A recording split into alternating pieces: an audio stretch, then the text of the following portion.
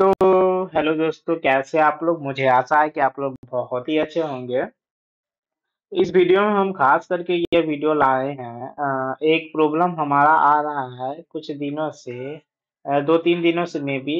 जब आप DRCC apply कर रहे हैं, तो वहाँ पे क्या हो रहा है कि हमारा एक इश्यू आ रहा है। हमारे कमेंट में बहुत ही ऐसा कमेंट आया, वो इश्यू के बारे में हम आपको दिखाते हैं। देन वीडियो हम स्टार्ट करेंगे। चलते हैं स्टूडियो पे। क्या मतलब कि इश्यू आ रहा है कि जब हम सब्सिक्वेंट पेमेंट अप्लाई कर रहे हैं तो कुछ इस तरह से हमारा एरर आ रहा है, रिक्वेस्ट फेल्ड टाइम आउट। यही हमारा एरर आ रहा है। ये हमारे एक भाई का कमेंट है, जिनका हम यहाँ पे रिप्लाई नहीं दिए हैं। लेकिन यहाँ पे सारे मतलब कि जितने भी पर्सन यहाँ पे कमेंट किए हैं, तो उनको हम रिप्लाई दे चुके हैं। मतलब कि इनका ही नहीं, बहुत ही ऐसे स्टूडेंट है जिनका प्रॉब्लम आ रहा है। आप यहाँ पे भी देख सकते हैं कि इनका भी वही प्रॉब्लम है, सेम प्रॉब्लम इनका भी वही है।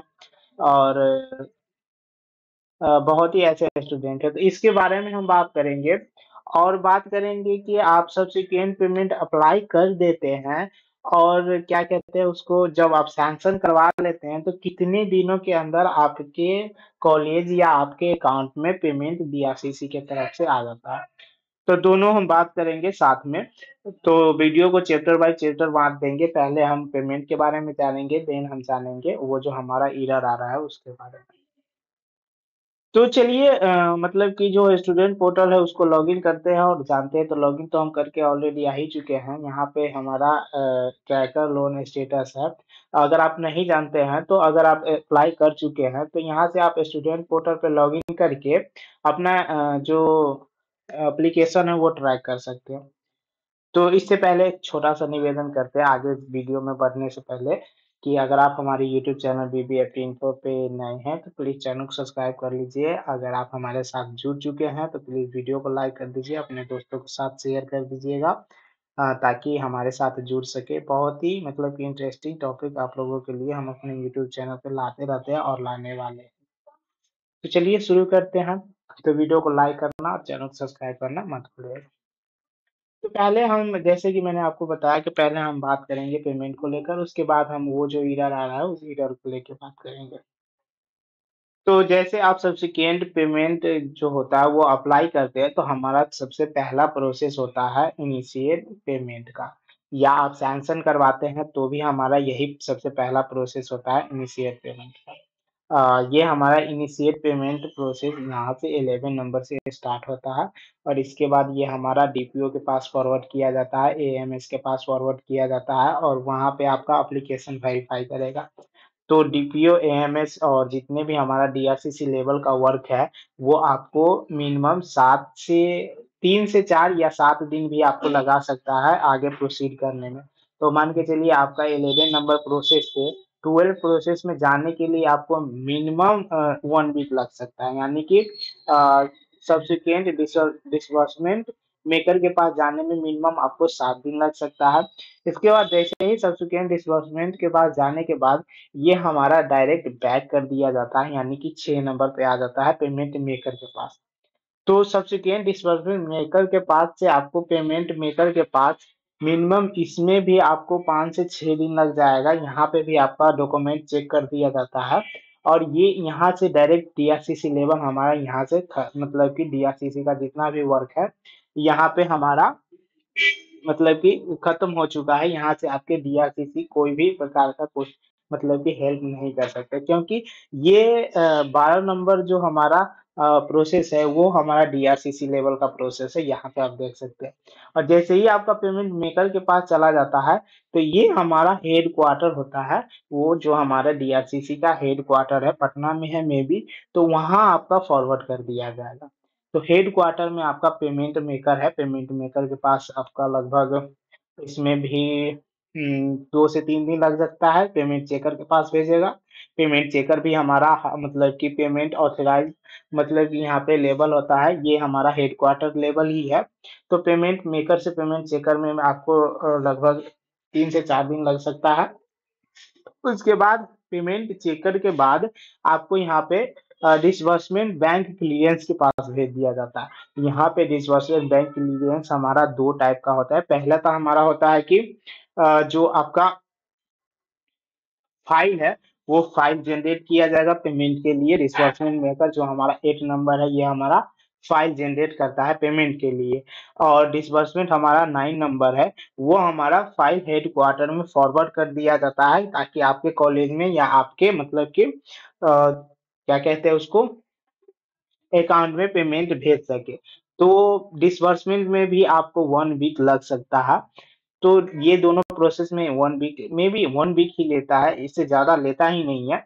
और उसके बाद ये हमारा चेक बुक जो हमारा होता है, चेक क्यू हैंड ओवर कर दिया जाता है। और चेक बुक हैंड ओवर होने के बाद लगभग डिसबर्समेंट में और चेक बुक हैंड ओवर के इन बिटवीन आपको 1 वीक लग जाएगा। 1 वीक में मतलब कि आपका पेमेंट रिलीज कर दिया जाएगा। तो यहाँ पे टोटल देखा जाए तो आपको सब्सिक्वेंट पेमेंट अप्लाई करने के बाद, या आप न्यू सैंक्शन करवाते हैं, उसको सैंक्शन करवाने के बाद मिनिमम 1 मंथ आपको टाइम लग जाएगा आपके अकाउंट में और आपके कॉलेज में पैसा आने के लिए। तो आप स्टेटस चेक करते रहिए, यहाँ पे 1 मंथ से भी ज्यादा लग सकता है। जैसे कि मेरा मतलब कि अप्लाई हुआ था, जो हम पहले वीडियो बनाए थे 3 मंथ पहले ही, बिहार स्टूडेंट क्रेडिट कार्ड से रिलेटेड वीडियो बनाए थे कि सब्सिक्वेंट पेमेंट कैसे अप्लाई करें। लगभग हम आपको वो डेट दिखा देते हैं, उसके बाद आगे चर्चा करेंगे।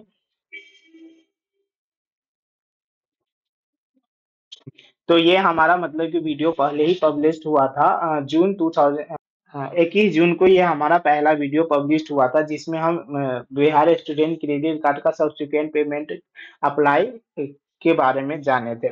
और ये आप लोगों की मतलब कि दया कृपा से अच्छा खासा व्यू चला गया है। हम लोग यही चाहते हैं कि आप लोग हमारे ऊपर दया कृपा लगाए रहिए, ताकि आपका भाई भी कुछ कर सकता है यूट्यूब पे, और आपको एक अच्छा अच्छा मतलब अच्छे से अच्छे इंफॉर्मेशन आप लोगों के लिए कलेक्ट करके दे सकते हैं, देते रहेंगे।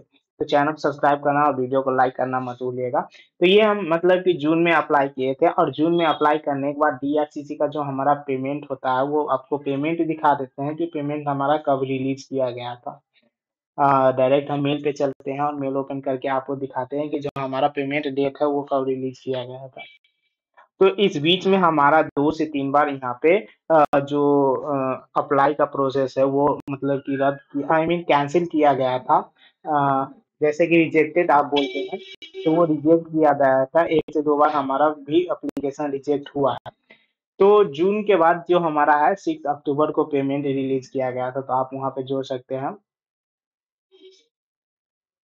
लगभग 3 से 4 मंथ हमारा पेमेंट रिलीज करने में यहाँ पे डीआरसीसी लगा दिया गया था। इस बीच में 2 से 3 बार हमारा रिजेक्ट हुआ है। रिजेक्ट होने के केस में आपको क्या करना है, री अप्लाई करना है। आपको कुछ और नहीं करना है, सिंपल सा आपको री अप्लाई करना है। रिजेक्ट का मैसेज आने के बाद ही आपको री अप्लाई करना है। अगर मतलब कि रिजेक्ट का मैसेज नहीं आया है और आपके पोर्टल पे सब्सिक्वेंट पेमेंट का ऑप्शन आ ही रहा है, तो आप उस केस में मतलब कि आप री अप्लाई नहीं कीजिए, नहीं तो आपके डीआरसीसी में थोड़ा सा प्रॉब्लम हो सकता है, और आपका डॉक्यूमेंट वेरीफाई करने के लिए आपके वहाँ पे बुलवा सकते हैं। तो यहाँ पे टोटल हमको 4 मंथ लगा हुआ है, हमारे मतलब पेमेंट 4 मंथ लगा हुआ है। तो आपको 1 मंथ 2 मंथ मिनिमम 1 से 2 मंथ लगता है। जैसे कि मेरे और भी दोस्तों है जिसका पेमेंट आने में 1 से 2 मंथ लगा हुआ है, और मेरा 4 मंथ ले लिया, तो आपको मतलब कि इतना दिन वेट करना पड़ जाएगा। तो बस यही हमारा डेट लगता है, इतना दिन 2 से 3 मंथ लगता है, तो इतना दिन आपको वेट करना पड़ेगा। और अपना जो स्टेटस है वो चेक करते रहिए। और जो आपका सब्सिक्वेंट पेमेंट अप्लाई, जैसे कि आप सब्सिक्वेंट पेमेंट अप्लाई कर दिए और इनिशिएट पेमेंट पे आ गया, इनिशिएट पेमेंट से हमारा जैसे ही सब्सिक्वेंट डिसबर्समेंट मेकर के पास जाता है, तो फिर से हमारा सब्सिक्वेंट पेमेंट अप्लाई करने का ऑप्शन आ जाता है। तो उस केस में आप मतलब कि री अपलोड डॉक्यूमेंट मत कीजिएगा, ये हमारा सजेशन रहेगा। तो अब हम बात करते हैं जो हमारा वो क्या कहते हैं, प्रॉब्लम आ रहा था सब्सिक्वेंट पेमेंट अप्लाई करते हैं तो टाइम आउट का एक प्रॉब्लम आ रहा है। पहले तो हम वीडियो देखते हैं, उस वीडियो पे जो हम जो मतलब कि अप्लाई किए हैं, तो हमारा भी वही प्रॉब्लम आया है। तो इसके लिए तो हम आप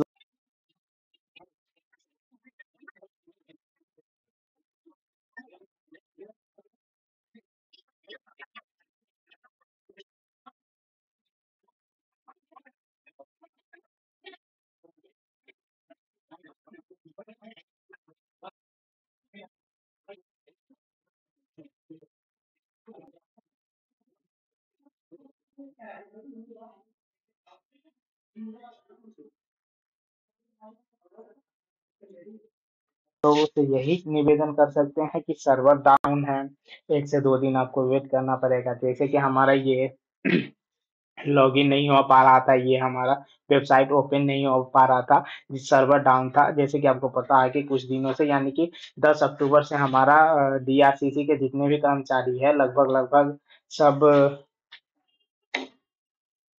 स्ट्राइक पे लगे हुए हैं। तो इस बीच हमारा मतलब कि सर्वर डाउन है, सर्वर इश्यू है, जिसके कारण यहाँ पे प्रॉब्लम हो रही है।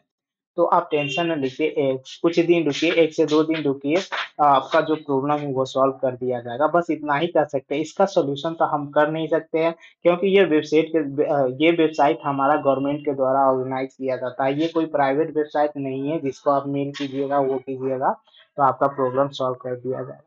तो उसके लिए आपको वेट करना होगा। बस इतना ही आप लोगों को सूचना देना था।